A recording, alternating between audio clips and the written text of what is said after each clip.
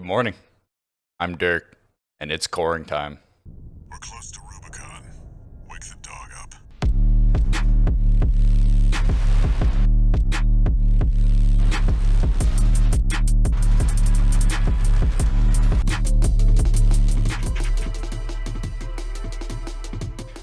Armored Core is a series with a long history and a unique identity within gaming that unfortunately flew under the radar in Western markets. It would take something significant to shake up this apathy and drive the series into the spotlight.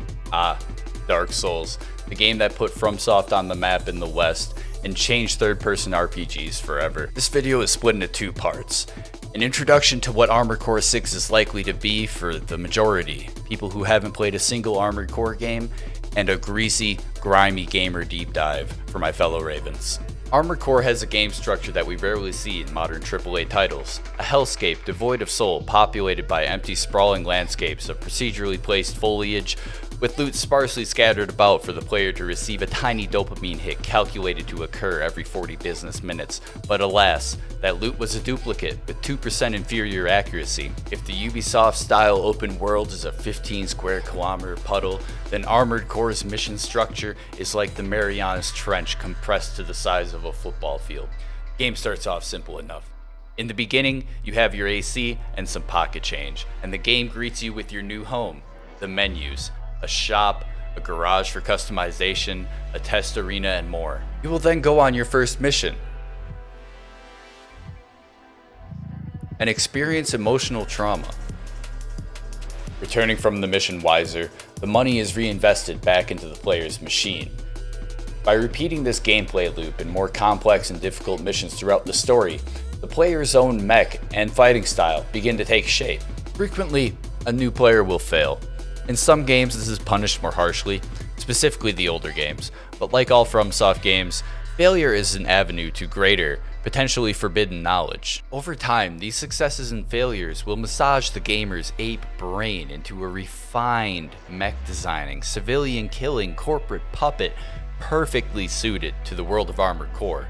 Without mods, Elden Ring players are restricted to the same movement as any other player, with the exception of something like Bloodhound's Step. In Armored Core, you can fundamentally change your entire gameplay style from being a landlocked brick shithouse with enough firepower to rival a rural county in Texas to an Adderall-infused omnidirectional ace combat experience that can rip opponents apart with blades but evaporates when given a stern look. To go into detail about build options would take hours, and while I'd be happy to do so, for now I would like to focus on what this means for new players, because frankly, there are way more of you than people like me who have been fiending for 10 years for this. First, please drop any preconceptions that this will be Armored Souls. Armored Core is not Souls-like, it's not Souls-adjacent, and it's not Souls-similar.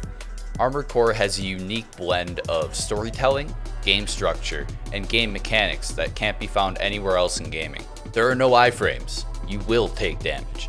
For this reason, carefully timed moments of evasion interspersed between dumping ammunition are balanced with jockeying for position, all while managing the energy gauge to avoid being left slow and vulnerable while energy is recharged. There are no bonfires, no checkpoints. You may save between missions, but during combat, it's nuts to butts until you return to the hangar. There are no backstabs, no plunging attacks, no parry. There is only stagger. During interviews, FromSoft developers have repeatedly stated that a combination of stagger-inducing and high damage output weapons will be something players strive to achieve, and I'm here to tell you that's nothing new. This is not posture from Sekiro, but something that's been in Armored Core for a long time. Here I am in Armored Core Last Raven, clowning on a bipedal AC with a high stagger combo and some extra lasers for high DPS. This game released in 2005. This last gameplay point is a big one. Key to understanding what makes up Armored Core's unique gameplay. Fine-grained twitch aiming has never been a part of Armored Core, but with that said, I will say with confidence that there is no hard lock-on feature like you see in Souls. In Armored Core, your weapons are aimed by your arms within an area on the screen defined by a part called your Fire Control System, or FCS. The details aren't important. In practice, while the enemy is within the central portion of your screen, the AC's arms will attempt to track the target. When the enemy approaches the edge of this area, the game provides a little bit of assistance to the player by turning their AC slightly. It's barely perceptible, but you can see it in the animations in For Answer and Last Raven, similar to what's shown in the AC6 gameplay trailer. I could be wrong on this point, feel free to argue with me in the comments, but I also accept compliments.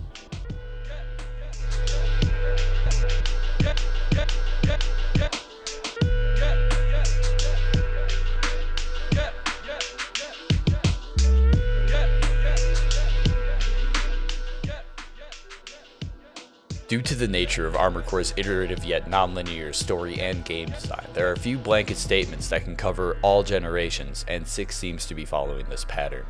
Some things I shared are true for every Armored Core game, like energy management, but things like how the FCS works, movement mechanics, etc. have changed drastically. My statements up till now have been generalized and intentionally digestible, but now we make our dive into the grimy details about what I think Armored Core 6 will be. From here on out, I'll be speaking with the assumption that you, the viewer, have some clue what AC is. I have some opinions. Much is unconfirmed, so to make things easier on you, I will mark any speculation on screen, like this. Let's start with some speculation, because frankly it's more interesting than quad legs confirmed, and I've got viewer retention to think about. First is something I touched on for the non-core enthusiasts, Soul-style lock-on. I don't have to explain what this is. If you've played a Fromsoft game since 2009, you have used this mechanic. One particular part of the gameplay trailer has sparked some buzz in the Armored Core community about the possibility of a hard lock-on in core, but I have some sticking points. 2 main copes first. Obviously the AC in the footage is tracking what I can only assume is a boss, as it closes rapidly. That movement, if captured as raw gameplay by a human, would be pretty insane to do without hard lock-on. However, I'm not convinced this gameplay was performed solely by a human. When companies are doing advertising campaigns of gameplay footage, they don't want to do 100 takes to get it correct. Especially not when they have tools in-engine to control every input frame by frame. If you've heard of tool-assisted speedruns, you probably know what I'm talking about. Fromsoft could, with fine-grained precision, control every input in-game. And what looks better in your mind? An AC sloppily scooting past an enemy with a moment of auto-aim trying to compensate, or an AC smoothly tracking and shooting the target? The core was indeed tracking the enemy. But as the enemy nears the edge of the screen, the core begins to turn away, and back towards what I have to presume is the real center of the player's aim.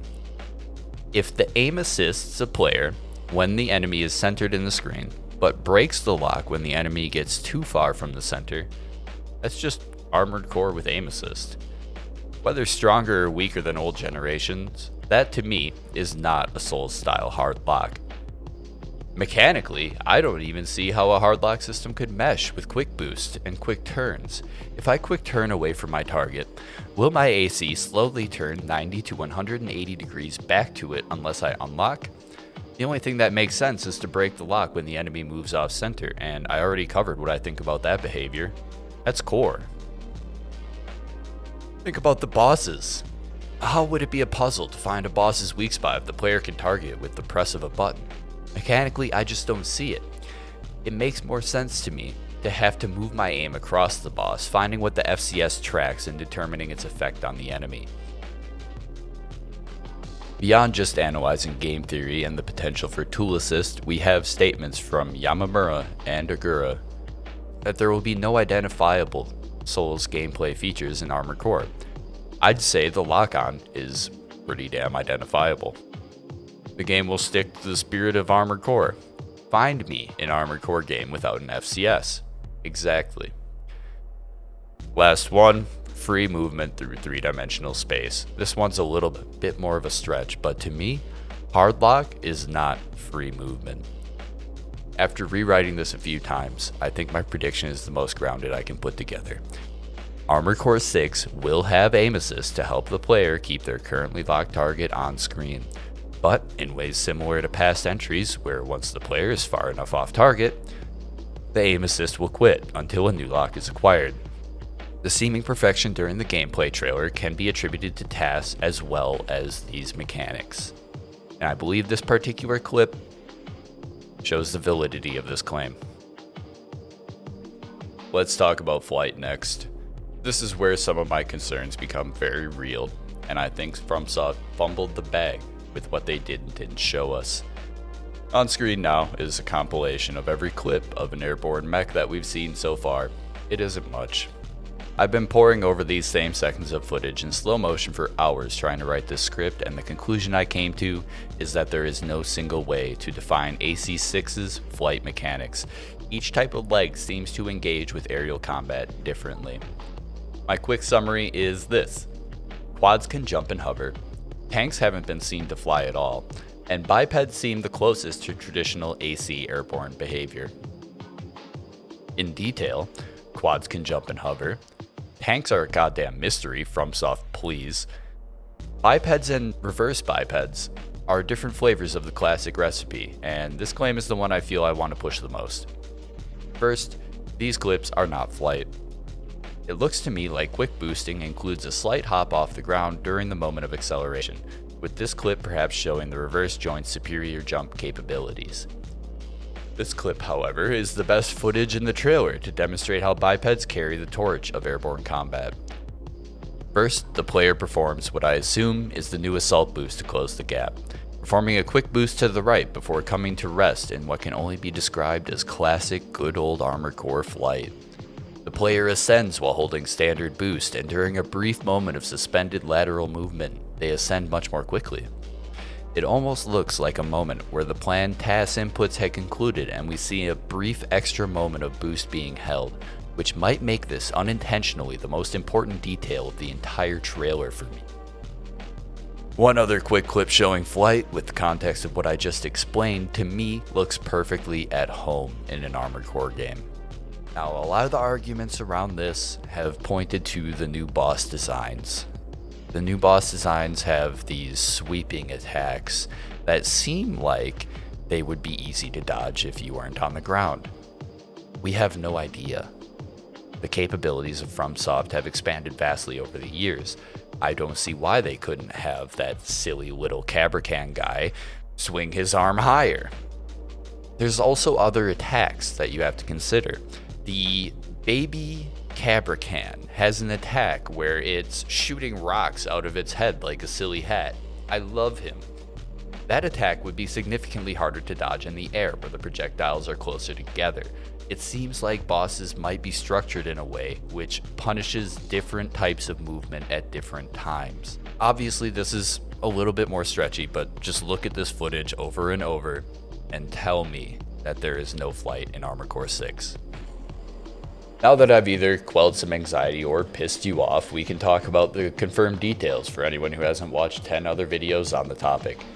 I'm not going to go into great detail on these because, frankly, many of them were obvious before the recent round of press. Dagger will be important to loadouts more than before, with a second or two window to close and engage in destructive melee attacks. Some people think there will be a stagger bar. Personally, if I see one on an enemy, I'm going to be disappointed. But I wouldn't mind a readout for the player to know how well their own stability systems are holding up. Each leg type will have unique characteristics, and parts in general will have more varied game feel. See, tank drifting, reverse joints leg kick, quad legs hover, biped's sexy robust aesthetic. Much remains to be revealed, but I think as a design concept it's another step in the right direction. Minor note, I predict legs will play a massive role in stability versus stagger, and I'll even go so far as to generalize by saying it'll go in this order, greatest to least. Tank, quad, biped, reverse joint. Assault boost will allow players incredible bursts of movement, seeming to me like an evolution of the overboost feature. Cool. Shields, always in a rough spot in previous games by being slow to use, heavy, or energy thirsty to equip, and providing negligible defensive benefit for all that cost. Shields in Armored Core 6 are nothing like this. An equipable backslot item, the shield now deploys in what appears to be only a few frames. From has confirmed that the shield has a brief window of effectiveness, then decays after deployment. Finally, heavies have a means to reduce damage that isn't a numerical defensive stat. Varied and unique melee weapons are making an appearance for the first time, and I couldn't be more excited. Laser blades have always been cool, but upgrading only made things dead faster, drained my energy faster, swing slightly faster, or combo faster. The option to equip a laser lance, or what I can only hope is a moonlight laser claymore. This shit is so huge. Got me bricked. Hidden parts are back. We have a scanner to help find them, among other uses like scouting. There's obviously a lot more I could talk about. They've released a fair bit of details in their interviews, but frankly, I'm not that interested in talking about. It's been talked to death in numerous other videos, and perhaps even better than I could have done it. But what I wanted to share here was some analysis that I think people have been sleeping on. If you appreciated all of this, drop a like so other people see the video, and subscribe if you want more. If you like live stream content and Armored Core, I do both. I stream on Twitch 2 days a week, Monday and Thursday, so follow me over there. I'll have a link in the description. Thanks so much for your time. I've been Dirk. No, we're playing totally normal Armored Core. What's up,